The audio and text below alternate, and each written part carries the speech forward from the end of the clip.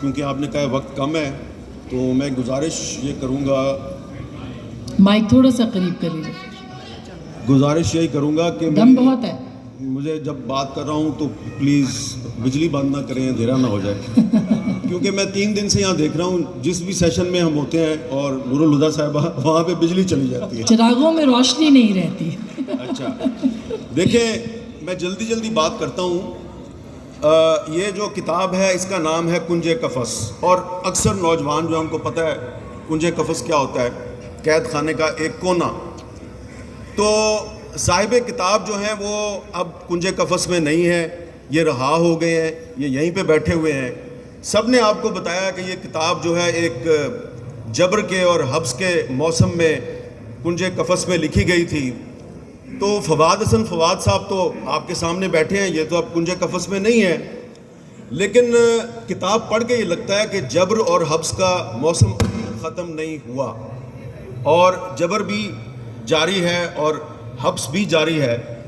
یہ جو اجتماع ہے اس اجتماع کی ایک انفرادیت ہے جو میں نے سٹیج پہ بیٹھ کے مشاہدہ کیا ہے اور جو میں آپ کے ساتھ شیئر کرنا چاہتا ہوں آپ کے بارے میں۔ وہ یہ ہے کہ کنج قفس کی اس تقریب رونمائی میں فواد صاحب کے ساتھ جو لوگ بند تھے، قید میں تھے، وہ بھی بیٹھے ہیں یہاں پہ۔ یہ ایاز صادق صاحب ہیں، شاہد حقان عباسی صاحب ہیں، سعد رفیق صاحب ہیں۔ ویسے سعد رفیق صاحب نے بھی 2006 میں جب مشرف کے دور میں یہ قید ہوئے تھے تو انہوں نے بھی کچھ شعر و شاعری کی تھی، پتہ نہیں ان کا دیوان کب آئے گا، لیکن ان سے پہلے فواد صاحب کا آ گیا۔ تو یہاں پہ فواد صاحب کے جیل فیلوز بھی موجود ہیں، اور جن لوگوں نے ان کو قید کیا تھا، سیاد، ریٹائرڈ سیاد بھی موجود ہیں اور حاضر سربت سیاد بھی موجود ہیں۔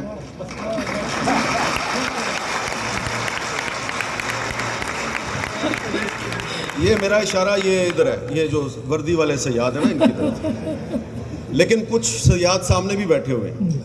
تو یہ سیاد جو ہیں یہ اگر اس وقت فواد صاحب کا ساتھ دیتے جب یہ 16 مہینے کی جیل کاٹ رہے تھے تو شاید وہ کچھ مہینے کم ہو جاتے، لیکن چلیں ابھی یہ ان کے ساتھ اظہار یکجہتی کے لیے یہاں پہ آئے ہیں تو مجھے بڑی خوشی ہوئی ہے۔ اور جس طرح کہ سب نے سلال حسن کے نام جو نظم ہے اس کا ذکر کیا ہے، تو انہوں نے تو کیا تشریح، میں کروں گا آپ کے ساتھ ڈائریکٹ بات۔ سلال جو ہے وہ ان کے بیٹے کا نام ہے، اور یہ نام جو ہے یہ بلوچ نام ہے، اور یہ نام تھا نواب اکبر بگٹی کے اس بیٹے کا نام تھا، سب سے چھوٹا بیٹا جس کو شہید کر دیا گیا تھا۔ تو جب فواد حسن فواد کا بیٹا پیدا ہوا تو ان کی پوسٹنگ بلوچستان میں تھی، تو انہوں نے اکبر بگٹی کا جو شہید ہو گیا تھا بیٹا سلال، اس کے نام پر اپنے بیٹے کا نام رکھا۔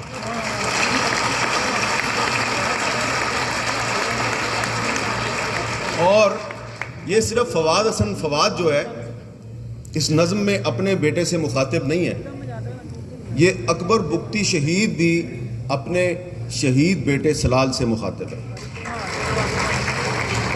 اور یہ جو فواد صاحب کی کتاب ہے، اس کتاب کو پڑھتے ہوئے آپ کو بار بار احساس ہوگا کہ ان کو پاکستان سے تو محبت ہے ہی، لیکن ان کو بلوچستان سے بھی بہت محبت ہے اور کشمیر کی تحریک آزادی سے بھی بہت محبت ہے۔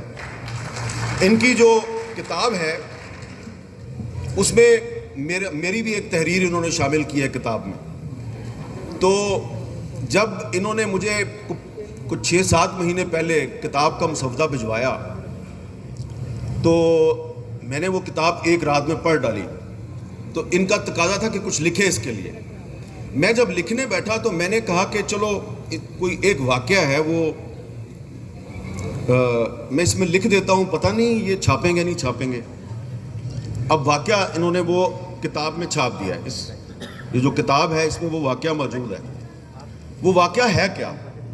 واقعہ یہ ہے کہ جب یہ جیل میں تھے، کنج قفس میں تھے، اور یہ وہاں پہ شاعری کیا کرتے تھے، تو ان کی ایک نظم جو ہے وہ کسی طریقے سے سعد رفیق صاحب نے سمگل کر کے مجھے بھجوا دی، اور وہ ان کی جو نظم ہے وہ میں نے اپنے کالم میں چھاپ دی، میرا کالم اخبار میں چھپ گیا۔ تو اسی شام کو مجھے اس وقت کے army chief general Qamar Javed Bajwa صاحب نے بلایا، گھر میں نہیں بلایا، اپنے دفتر میں بلایا GHQ میں، اور انہوں نے جو ہے وہ فواد حسن فواد پہ گفتگو شروع کر دی، اور مجھے تھوڑا سا پہلے پتا تھا کہ یہ ان کے ساتھ ان کی شناسائی ہے، تو وہ اب یہ گفتگو میں کہہ رہے ہیں کہ ہم نے پتہ کرا لیا ہے فواد حسن فواد پہ جو الزامات ہیں وہ غلط ہیں، اللہ کی قسم ہمارا کوئی تعلق نہیں، ہم نے نہیں بند کرایا، اور ہم نے دیکھ لیا ہے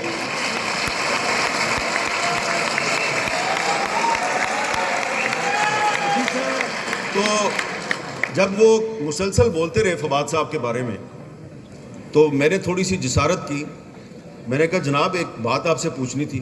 کہتے ہیں پوچھیے۔ میں نے کہا جی ہم نے تو یہی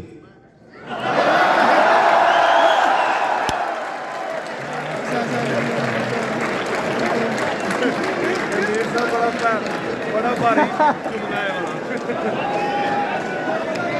بڑا بھاری جملہ ہے۔ دوبارہ ذرا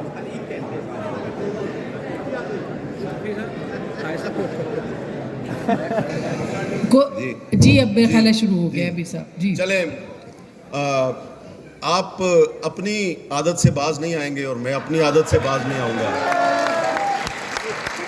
اچھا، تو میں نے ان سے یہ کہا کہ جناب ہم نے تو یہی سنا ہے کہ یہ نیب تو آپ کے کنٹرول میں ہے، یہ تو نیب کا ادارہ بھی ایک فوجی ڈکٹیٹر نے قائم کیا تھا اور اس کا تو کنٹرول بھی آپ کے پاس ہے، اور جو اس کا اس وقت چیئرمین ہے یہ تو میں جانتا ہوں، اس کو تو لے کے بھی آپ آئے ہیں۔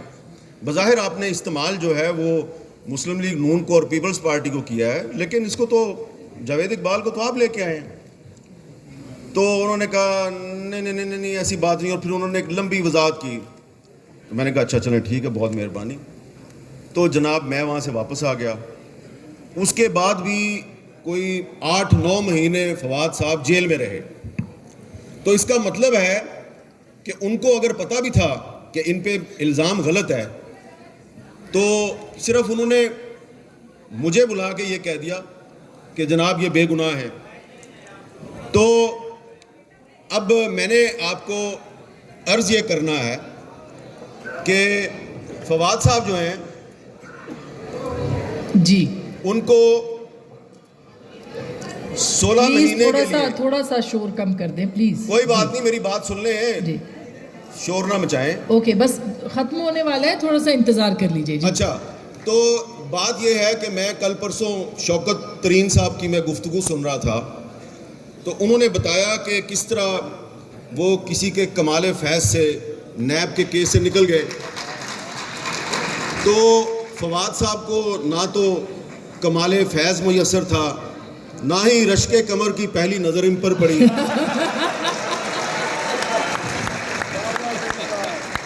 تو اب ان کی کتاب میں جگہ جگہ پہ یہ مزاحمت کر رہے ہیں اور یہ اس عزم کا اعادہ کر رہے ہیں کہ میں سچ ضرور لکھوں گا اور 1000 طرح سے آئے عذاب لکھوں گا۔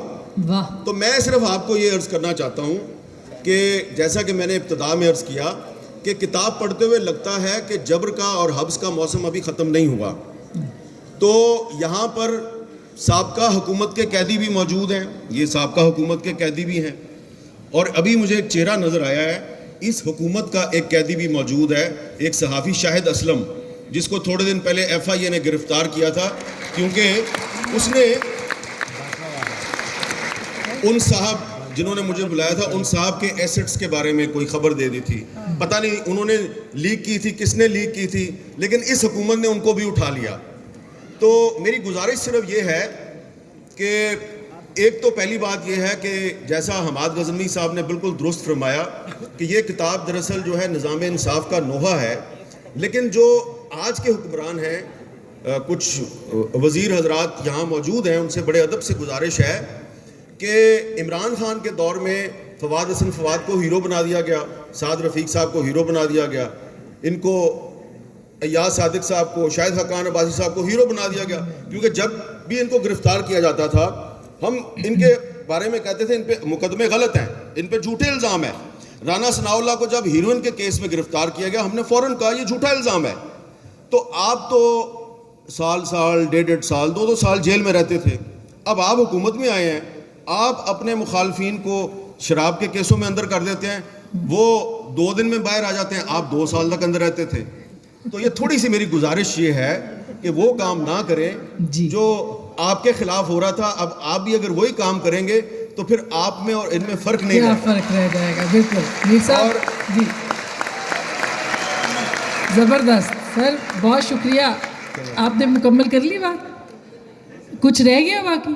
کافی کچھ رہ گیا, چلیں, لیکن بہت بہت شکریہ. بہت شکریہ فواد صاحب. وقت چونکہ بہت ہی کم رہ گیا ہے تو میں زبردستی میر صاحب سے بھی میں نے کہا ہے کہ وہ وائنڈ اپ کریں اور آپ سے بھی کہ مختصر رکھیں. اس کے بعد ایک بہت ہی اہم سیشن ہے جو آپ لوگوں کو ضرور اٹینڈ کرنا